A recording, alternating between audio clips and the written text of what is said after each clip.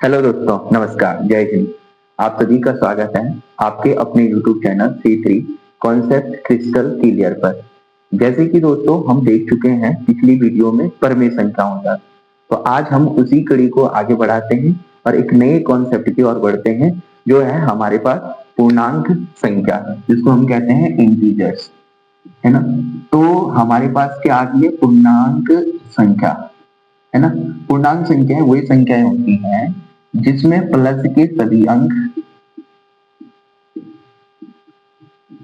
Zero और minus के सभी अंक आते हैं। तो ये सारे नंबर हमारे पास कैसी संख्याएं हो गई हैं? पूर्णांक संख्याएं।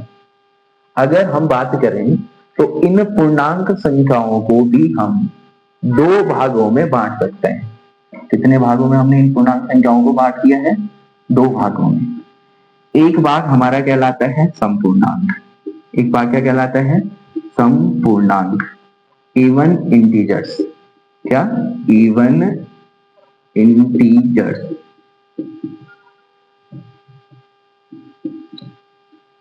और दूसरा हमारा कहलाता है विषम पूर्णांक। विषम पूर्णांक को हम कहते हैं ऑड इंटीजर्स।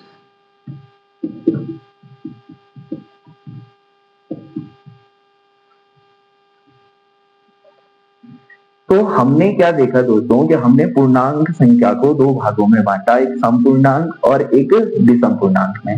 समपूर्णांक में हमारे पास क्या आता है? समपूर्णांक हमारे पास जो है, समपूर्णांक वे संख्याएं होती हैं जिनमें दो का भाग, जिनमें दो का भाग पूर्ण रूप से जाता है, जिनमें दो का भाग पूर्ण रूप से जाता है।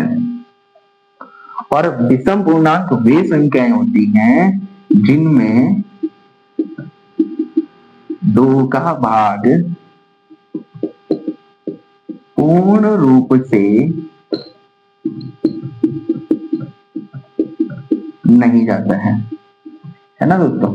तो हमने क्या देखा दोस्तों कि पूर्णांक को दो भागों में बांटा, समपूर्णांक और विषम पूर्णांक। समपूर्णांक क्या होते हैं? वे संख्याएं जिनमें दो का भाग पूर्ण रूप से जाता है, उन संख्याओं को हमने क्या कहा? समपूर्णांक। और विषम पूर्णांक क्या होते हैं? वे संख्याएं जिसमें दो का भाग पूर्ण रूप से नहीं जाता है, उन संख्याओं को हमने क्या कहा? विषम पूर्णांक। अगर हम समपूर्णांक की बात करें तो इसके अंदर plus minus 2, plus minus 4, plus minus 6, plus minus 8, है ना। तो इस तरीके से आते हैं। और इसके अंदर plus minus 1, plus minus 3, plus minus 5, plus minus 7, इस तरीके से हमारी ये विषम पूर्णांक हो गए। अब बात आती है कि जीरो क्या है? जीरो क्या है? तो जीरो भी एक समपूर्णांक है। जीरो भी क्या है दोस्तों? एक समपूर्णांक है। तो हमारे पास समपूर्णांक क्या हो गए? 0 plus minus 2, plus minus 4, plus minus 6, plus minus 8। विषम पूर्णांक हमारे पास क्या हो गया? Plus minus 1, plus minus 3, plus minus 5, plus minus 7, इस तरीके से, है ना दोस्तों। तो अगर हम बात करते हैं कि पूर्णांक संख्या हमने जो देखी, तो उसमें हमने समपूर्णांक देखा और विषम पूर्णांक देखा है। अगर हम आगे देखें तो हम कुछ मोस्ट इंपॉर्टेंट कॉन्सेप्ट, जिनमें परीक्षाओं में बहुत सारे क्वेश्चन जिन कॉन्सेप्ट से पूछे जाते हैं, उनको देखते हैं। चलिए दोस्तों, तो देखिए दोस्तों, अभी तक हमने जो बात की तो हमारे पास दो चीजें और आई, सम, जिसको हमने क्या कहा? इवन। और एक चीज हमारे पास क्या आई? विषम, जिसको हमने क्या कहा? ऑड। अगर हम देखें तो कुछ मोस्ट इंपॉर्टेंट जो कॉन्सेप्ट है, अगर हम बात करें, यदि मैं इवन को कैपिटल ई से और ऑड को कैपिटल ओ से दर्शाऊं, तो कुछ मोस्ट इंपॉर्टेंट कॉन्सेप्ट पे देखें तो यदि मैं इवन संख्या में, मतलब सम संख्या में, यदि मैं सम संख्या को जोड़ूं, सम संख्या में यदि मैं सम संख्या को जोड़ूं, तो मेरे पास हमेशा उत्तर भी सम संख्या ही आएगी, है ना। जैसे एग्जांपल देखो, मैंने 2 में 4 जोड़ा, तो 2 भी कैसी संख्या है? सम संख्या। और 4 भी कैसी संख्या है? सम संख्या। उत्तर क्या आएगा? 6। और 6 भी कैसी संख्या है? सम संख्या। क्योंकि 2 का भाग 2 में भी जाएगा, 2 का भाग 4 में भी जाएगा और 2 का भाग 6 में भी जाएगा। तो हमें क्या पता चला कि सम संख्या में यदि हम सम संख्या को जोड़ रहे हैं तो हमारा उत्तर भी क्या आएगा? एक सम संख्या आएगा। इसी तरीके से अगर मैं बात करूं, यदि मैं सम संख्या में से सम संख्या को घटाऊं, यदि मैं सम संख्या में से क्या करूं? सम संख्या को घटाऊं, तो हमारा आंसर भी क्या आएगा? सम संख्या आएगा। हमारा आंसर भी क्या आएगा? सम संख्या आएगा। जैसे सिंपल से इसी एग्जांपल को अगर मैं देखूं, मैं 2 - 4 करूं, है ना, तो 2 में से यदि मैं 4 को घटाऊं तो उत्तर भी क्या आएगा? -2। और अभी मैंने बताया था कि +-2 क्या एक संपूर्णांक है। तो इस तरीके से मैंने क्या देखा, एक कॉन्सेप्ट हमने सीखा कि अगर सम संख्या में सम संख्या को जोड़ें तो उत्तर सम आएगा। सम संख्या में से यदि सम संख्या को घटाएं तो उत्तर सम आएगा। ऐसे ही अगर मैं सम संख्या की गुणा सम संख्या करूं, सम संख्या की गुणा सम संख्या के साथ करूं तो उत्तर भी क्या आने वाला है? सम संख्या। उत्तर भी क्या आने वाला है दोस्तों? सम संख्या, है ना। जैसे एक सिंपल इसी एग्जांपल को ले लेते हैं, 2 × 4, तो 4 दूनी कितना हो गया है? 8। तो एग्जांपल भी क्या आ गया? सम संख्या, क्योंकि 8 में भी 2 का भाग जाएगा, है ना दोस्तों।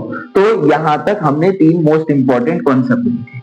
इसी तरीके से अगर मैं ऑड में ऑड को जोड़ूं, यदि मैं ऑड में ऑड को जोड़ूं तो आंसर क्या आएगा? सम संख्या। अब देखो, यहाँ पे हम सम संख्या में सम संख्या जोड़ रहे थे, उत्तर भी क्या आ रहा था? सम संख्या। पर ऑड में क्या हो गया? ऑड में मैं ऑड को जोड़ूं तो उत्तर भी क्या आ रही है? एक सम संख्या आ रही है। सेम चीज अगर मैं ध्यान से देखो, अगर मैं ऑड में से ऑड को घटाऊं, ऑड में से यदि मैं ऑड को घटाऊं तो आंसर भी क्या आएगी? सम संख्या। ऑड में से यदि मैं ऑड को घटाऊं तो आंसर क्या आएगा? सम संख्या। अब देख लेते हैं एग्जांपल से। एग्जांपल मान लो एक ऑड संख्या मेरे पास 3 है और एक ऑड संख्या 5 है। अगर मैं इन दोनों को जोड़ूं तो 3 + 5 कितना हो गया? 8। अब देखो इसमें तो 2 का भाग जाएगा। सेम चीज इसी एग्जांपल को अगर लूं मैं तो 3 - 5 करूं तो -2 आएगा और इस -2 में भी 2 का भाग जाएगा। तो इस तरीके से हमने 5 कॉन्सेप्ट पे बात की। इसी तरीके से अगर मैं बात करूं, अगर ऑड गुणा ऑड करूं तो उत्तर आएगा ऑड। अगर मैं ऑड गुणा ऑड करूं तो उत्तर क्या आने वाला है? ऑड। अब इसी से देख लो, 3 × 5 करूं तो 5 3 कितना हो जाएगा? 15, है ना। तो इस तरीके से हमने क्या देखा? Even plus even even, even minus even even, even into even even, odd plus odd even, odd minus odd even, odd into odd odd, है ना। अगर इसी तरीके से मैं बात करूं इवन इंटू ऑड की, इवन इवन, हम कॉन्सेप्ट देखें, अगर मैं इवन प्लस ऑड करूं तो मेरे पास क्या आंसर आने वाला है? इवन। और अगर मैं इवन माइनस ऑड करूं तो मेरे पास क्या आंसर आने वाला है? इवन, है ना दोस्तों। तो यहां तक हमने क्या क्या देखा, एक बार देखें हम। तो इवन प्लस इवन किया, इवन आया। इवन माइनस इवन किया, इवन आया। इवन इंटू इवन किया, इवन आया। ऑड प्लस ऑड किया, इवन आया। ऑड माइनस ऑड किया, इवन आया। ऑड इंटू ऑड किया, ऑड आया। इवन इंटू ऑड किया, इवन आया। इवन प्लस ऑड किया, इवन आया। इवन माइनस ऑड किया, इवन आया, है ना दोस्तों। तो इतना मुझे लगता है कि आप सबको समझ में आया होगा कि इवन और ऑड के साथ क्या करेंगे, क्योंकि इनसे हमारे लगभग सभी एग्जाम में प्रश्न पूछे जाते हैं। अगर हम बात करें दोस्तों, यदि इवन की पावर यदि मैं इवन कर दूं तो आंसर आएगा इवन, और इवन की पावर यदि मैं ऑड कर दूं तब भी आंसर आएगा हमारे पास इवन।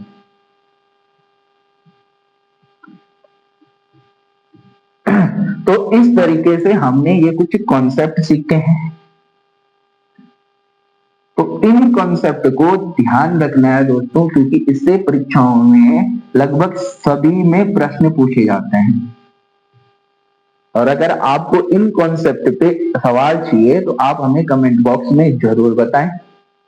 और इसी तरीके से मेरी पूरी कोशिश रहेगी कि मैं आपको मैथ एक आसान भाषा में सिखा सकूं, है ना दोस्तों। तो मिलते हैं अगली वीडियो में। धन्यवाद दोस्तों। जय हिंद, जय भारत।